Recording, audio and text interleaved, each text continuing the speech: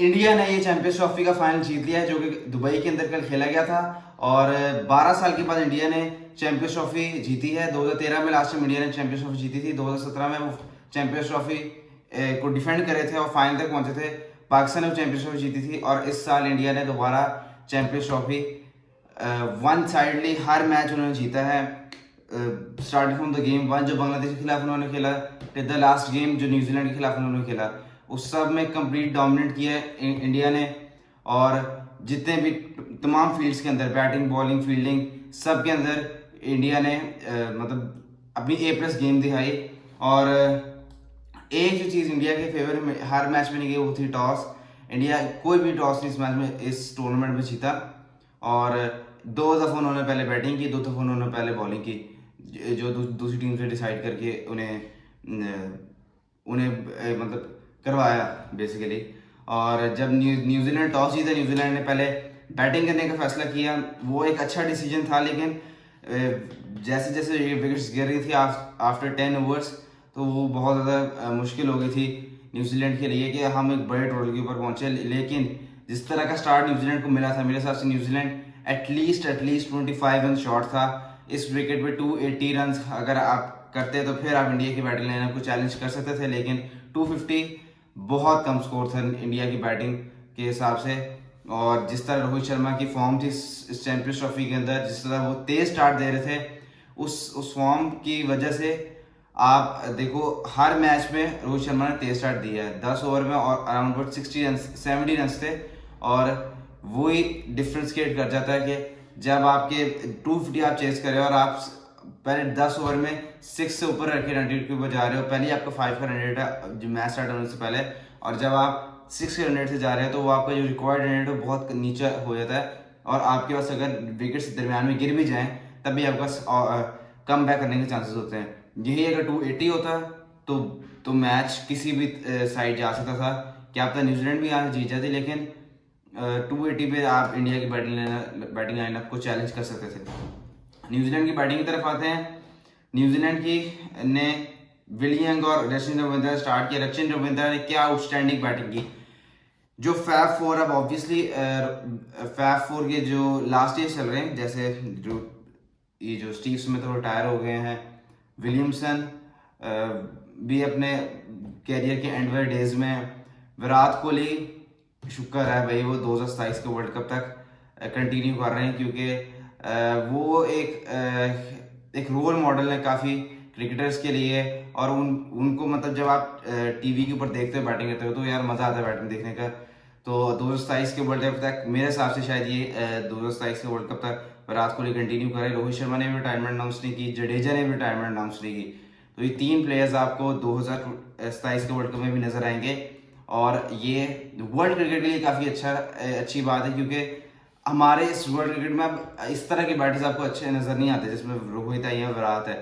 मतलब अब जो क्रिकेट है बहुत तेज़ होगी, जिसमें स्लॉग्स भी दूसरी शॉट्स आ गई, जिस वो भी अच्छी है, मैं नहीं कहता नहीं बुरी शॉट्स हैं, लेकिन जो प्रॉपर बैटिंग है ना वो यार ये दोनों करके दिखाते हैं आपको। और मतलब बहुत अच्छे बैट्समैन है। रचिन रविंद्रा 37 के 29 बॉल्स के अंदर एक अच्छे स्ट्राइक रेट के साथ खेल रहे थे, 128 के स्ट्राइक रेट के साथ, लेकिन अपनी इनिंग्स को कैपिटलाइज नहीं कर सके और जल्दी आउट हो गए। 2 कैचेस भी इनके ड्रॉप हुए, एक शमी ने ड्रॉप किया, एक अय्यर ने ड्रॉप किया, लेकिन इन्होंने न्यूजीलैंड को एक अच्छा स्टार्ट दिया जिसकी वजह से न्यूजीलैंड इस टोटल तक पहुंची। वरना तो अगर ये भी जल्दी आउट हो जाते तो फिर तो इससे भी कम स्कोर होता। केन विलियमसन कुछ ना कर सके। डैरिल मिचेल ने 63 किया 101 बॉल्स के अंदर। इसके ऊपर बहुत सारी कंट्रोवर्सी बन रही है कि यार ये बहुत स्लो इनिंग्स थी, लेकिन मेरे हिसाब से जो भी इनिंग्स की जो जिस 3 विकेट आपकी गिरी हुई थी उस टाइम पे इंडिया के स्पिन अटैक आपके ऊपर डोमिनेट था, तो आपको उस टाइम पे इनिंग्स को स्लो डाउन ही करना था। क्योंकि अगर आप रिस्क लेते और वहाँ पे आप आउट हो जाते तो नीचे से आपके पास बैटिंग मतलब ग्लेन फिलिप्स आपके लिए ये नहीं कर सकता कि 30 ओवर ग्लेन फिलिप्स आपके लिए खेल लेगा। वो 15 ओवर या 20 ओवर तक खेल सकता है, लेकिन इतनी क्योंकि वो एक एज अ पावर हिटर खेलता है टीम के अंदर, तो आप ग्लेन फिलिप्स को नहीं कह सकते थे कि यार आप आओ हमारे लिए 30 या 35 ओवर खेल के जाओ। तो इसलिए मेरे हिसाब से इनिंग्स स्लो बहुत है, क्योंकि 63 के स्ट्राइक रेट से है। अगर आप नंबर वाइज देखो तो आपको स्लो बॉल लगेगी, लेकिन अगर आप गेम की सिचुएशन देखो उस टाइम पे तो ठीक इनिंग्स थी मतलब। हाँ इसके अंदर वो जल्दी आउट हो गए, 40th ओवर में आउट हो गए। अगर ये उस टाइम पे अगर ये रह जाते एंड तक तो ये स्कोर को लंबा लेके जा सकते थे, क्योंकि वही डिमांड थी सिचुएशन में कि आपने बड़ा स्कोर लगाना है अगर आप इतना सेट हो गए हो पिच के ऊपर। टॉम लेथम ने 14 किया 30 बॉल्स के अंदर 46 के स्ट्राइक रेट के साथ। ग्लेन फिलिप्स ने कोशिश की लेकिन फिर भी मतलब बहुत अच्छी बॉलिंग कर रहे थे इंडिया के बॉलर्स। वरुण चक्रवर्ती ने आउट किया। ग्लेन 34 रन बनाए 52 बॉल्स के अंदर 65 के स्ट्राइक रेट के साथ।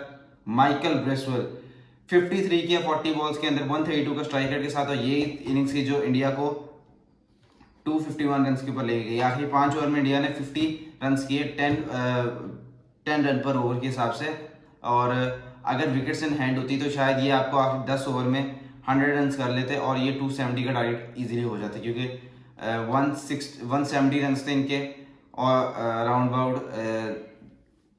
40th ओवर के अराउंड अबाउट 170 रन थे इनके। मिचेल सेंटनर ने 8 किया 10 बॉल्स के अंदर कुछ नहीं कर सके। नितिन स्मिथ ने कुछ भी रन किए।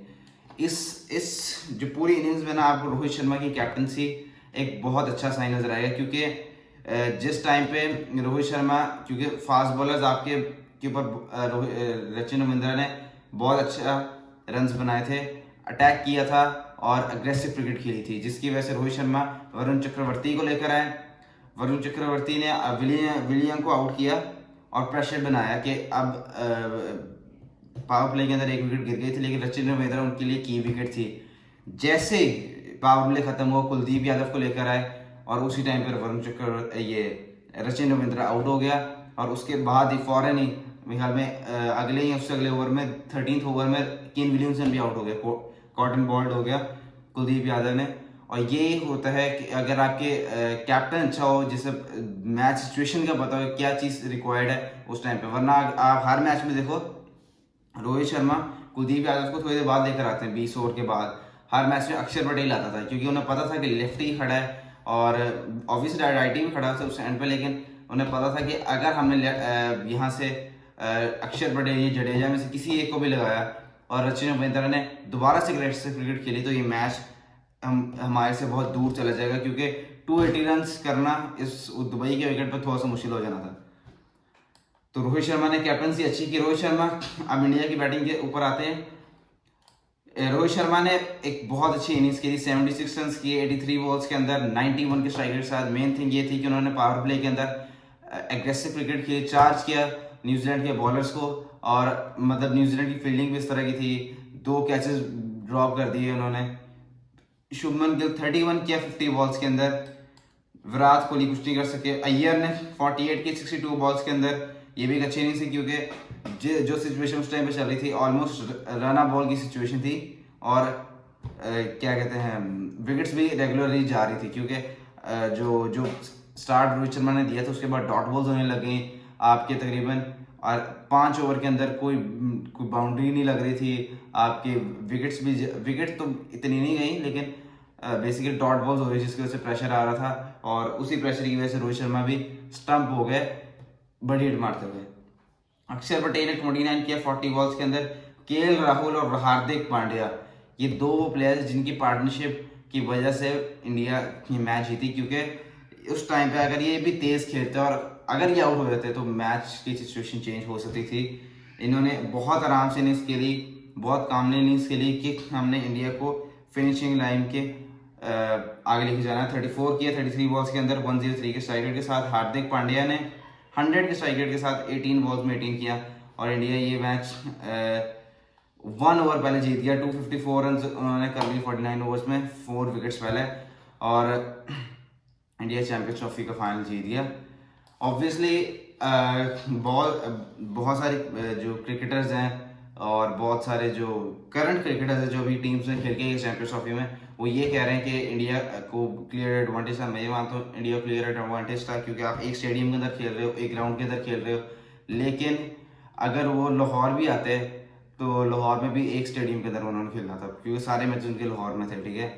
लाहौर में जिस तरह की बैटिंग टैक्स था भाई, उन्होंने 400 से नीचे रन नहीं करने थे।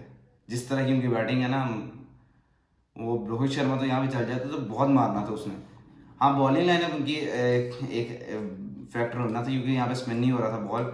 लेकिन फिर भी इंडिया ने क्रिकेट अच्छी खेली है, जिसकी वजह से वो जीते हैं।